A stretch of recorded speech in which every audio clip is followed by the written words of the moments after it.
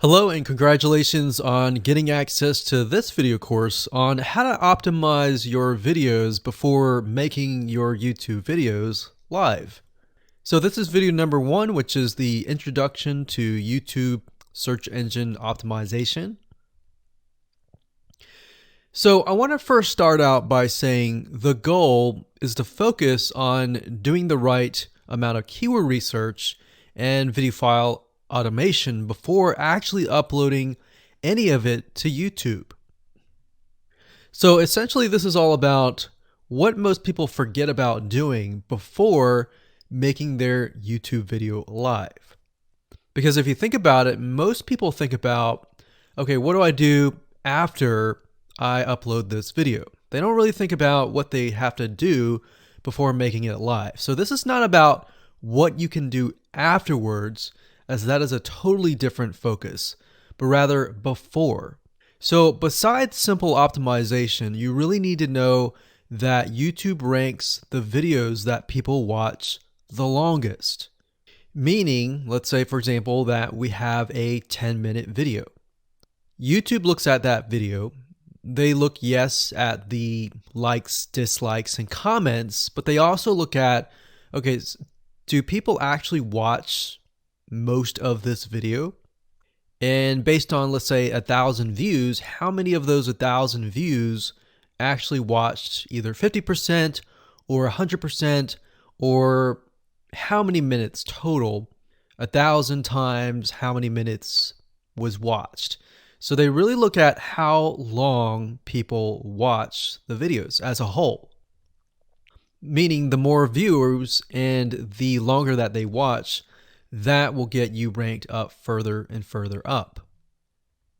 So instead of focusing on, spammy tactics, tons of backlinks, and all of that, our goal here is to really focus on the user experience. So what I want to do now is give you a quick overview of what's inside this video course. This is, of course, video number 1. Video number 2 is going to be about competitive research, or in other words, researching your competitors to kind of get a better idea of why YouTube is ranking those videos. Video number 3, we'll talk about highly searched keyword terms and how you can find those for your product or service or whatever you're trying to promote. Video number 4, we'll talk about your title and your description. Video number 5, we'll talk about video file optimization. So we're going to optimize the actual file, because each file has essentially information in it. And of course, video number 6 will talk about why your thumbnail is important and how to make it professional and good looking.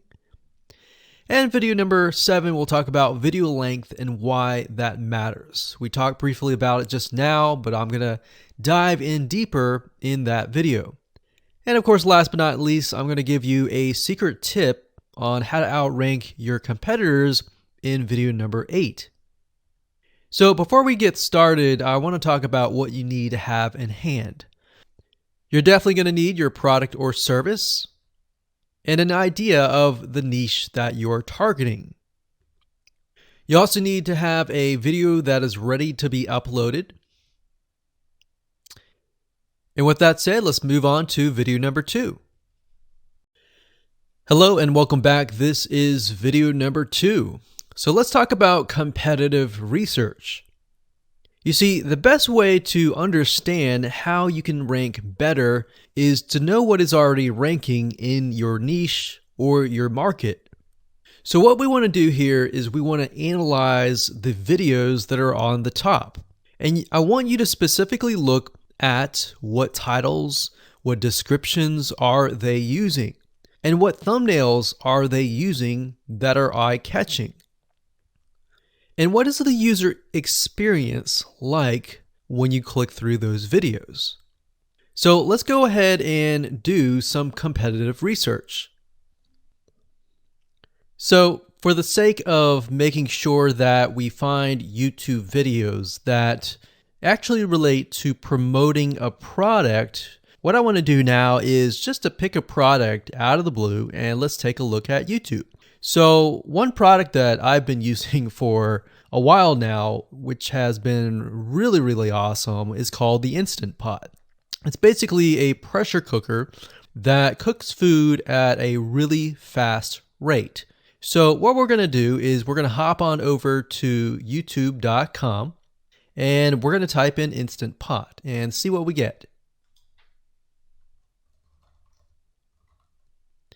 So I'm not going to click enter just yet because I'm interested in getting an idea of what kind of potential keywords that we could rank on, or what potential videos that we can create.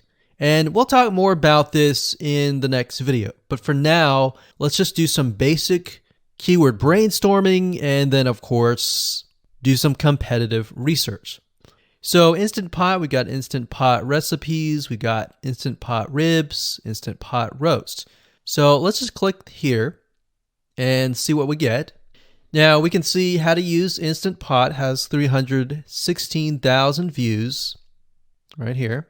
Instant Pot chicken, top 6 easiest things to cook in your Instant Pot. Perfect for beginners. All right. So let's just take a look at the top 3. So let's go ahead and open those up. And let's analyze them. So the first one is this one here. And let's pause the video. We'll skip the ad. All right.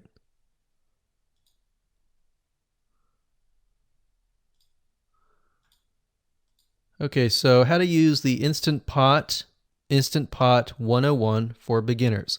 So if we think about the type of audience that the Instant Pot attracts, it attracts somebody who has a busy life, who may be a beginner at cooking and just wants a quick and easy meal done fast.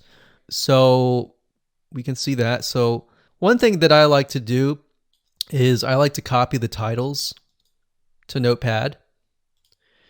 Just kind of get an idea of what we're dealing with. So that's the title. Looks like she's promoting an Amazon affiliate link. We can see that here, Amazon.to. We've got Instant Pot hacks, Instant Pot yogurt, and all that. So what she's doing, it's very funny, but she may not realize she's doing this, but what she's using is a method called siloing. And she's basically telling YouTube, hey, not only do I have this video on Instant Pot, I've got Instant Pot hacks, yogurt, recipes, and other recipes. So let's just copy that in here. So that's video number 1. So we're going to rank it from video 1, video 2, and video 3. Let's scroll down a bit. We've got 373 comments. I will say when it comes to YouTube, they're looking for engagement. So comments is good, likes are good, even dislikes are good as well. Even though dislikes are bad from a human standpoint, it tells YouTube that there is engagement. All right. So sometimes we're going to be able to view, we can't do it here, but sometimes you'll actually be able to view more data. But for now, you can't hear. Now, we can actually dig deeper if we want to. So let's just take a look at Natural Brittany's YouTube channel. Because when you're doing competitive research on YouTube, it's not just that particular video. It's actually the whole YouTube channel as a whole, the authority that that channel holds. So she has 116,000 subscribers. Click on the videos. She has a good amount of videos that talk about anything, looks like from cooking, from budgeting, from grocery, a lot of very similar videos. So let's scroll down. And now let's go ahead and take a look at the second highest ranking video. So if we go back over to here, and this is the Instant Pot chicken, cook with me, meal planning, meal prepping, Sunday setup. So let's go here, take a look.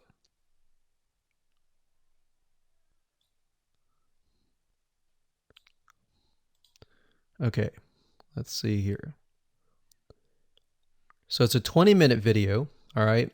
And it has 658 likes, 5,000 views. If we take a look at this video here, this has 320,000 views and 7,000 likes. Now, notice how it says 13 minutes here, and notice how it says 20 minutes here. We'll go back to this later on. All right, so we'll talk more about why a certain amount of time of your video is important, why the timing is important. And why is it that this lady has only 5,000 views, whereas the other lady has 300,000, and this lady is ranked right below that lady? All right, so why is that important? And why does that correlate to the time? So we'll talk more about that later on. But for now, let's just do competitive research.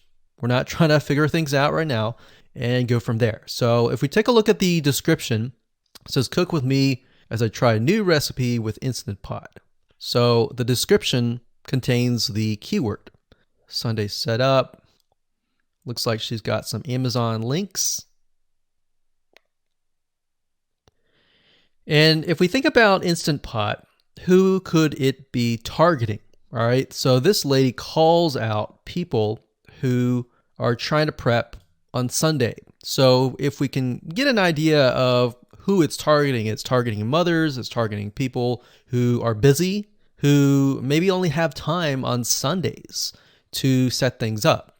And chicken is a common thing, so maybe she's getting a lot of clicks. We don't know exactly, but we know that the headline and the description work together and getting clicks. All right, back over here, this is the third one. So let's take a look at this one. So this one is 8 minutes, but it has a lot more views than those other two videos, but it's shorter. It's shorter, but it has longer amount of views and it's third. It's got 11,000 likes and 633 dislikes. If we scroll down, we can see that it has more comments than the first one. So why is it that the first one is number one and this one is the third one and it has more views and more comments? Well, we don't know exactly why, but I have a hunch as to why that is, which we'll talk more about ranking and what Google and YouTube is looking for later down the road. So that's that. Let's just copy that title. And I'm going to go ahead and pause this video and we'll copy and paste that information to the notepad. Okay, so I went ahead and copy and paste the information. So this is video 1, this is video 2, and this is video 3 down below. So let me make this bigger. So we have this information. So as we're kind of analyzing the competitor, we want to save this for later, but can you kind of see a similarity here? So this is calling out the target audience. This is calling out the people who are busy, essentially. And top 6 ways, top X ways, top certain number ways is always a good title. So perfect for beginners. So if you can imagine, we already see that this title has beginners. This one's calling out perfect for beginners. And this one essentially is calling out people who are busy. So it's a target audience. So that's key. So having this in hand gives you a better idea on what potential titles and descriptions that you can have. Now, you can do some deeper dive competitive research using specific tools. And one specific tool is called SocialBlade. So that's socialblade.com, as you can see here. And I like to use this to kind of get a better idea of the YouTube channel as a whole. Because what you're trying to figure out is, did this person rank because their channel as a whole has a lot of traffic? Or did this person rank simply because of the titles and the description? So there's many factors that come involved, but let's take a look at Naturally Brittany. So let's go ahead and copy this. And you basically want to come here and type in the username of the YouTube channel. So we'll go ahead and click this here. Okay, so we can see here that this is Naturally Brittany, 116,000 subscribers. She's got 19 million video views. So that kind of gives us an idea of how easy it is to break through. Is it easy? Is it going to take a little bit work or what? So let's just go ahead and open her up, and let's do the same thing with the other videos. So this one is marriage and motherhood. We got that here. So she has 7 million video views. So it's about half of what we saw earlier.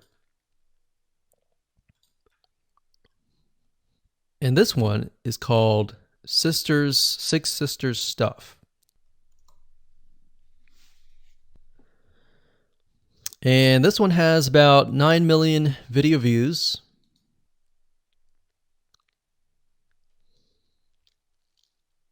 So right off the bat, we can see that if we were to rank on the keyword Instant Pot, it's going to take a lot to break through. But the way we can break through is by using essentially subcategories of that keyword. So Instant Pot recipes or Instant Pot chicken recipe, stuff like that. So we can see that each one of these has about 100 to 200,000 subscribers. So you're going to have to be competing against that. Now, obviously, if you have a good size YouTube channel, that will usually mean that you can break through fairly easily. But if you're just starting out, then breaking through on that keyword is going to be a little bit more difficult. So the next question is, what keywords should you use? And we'll discuss that in the next video.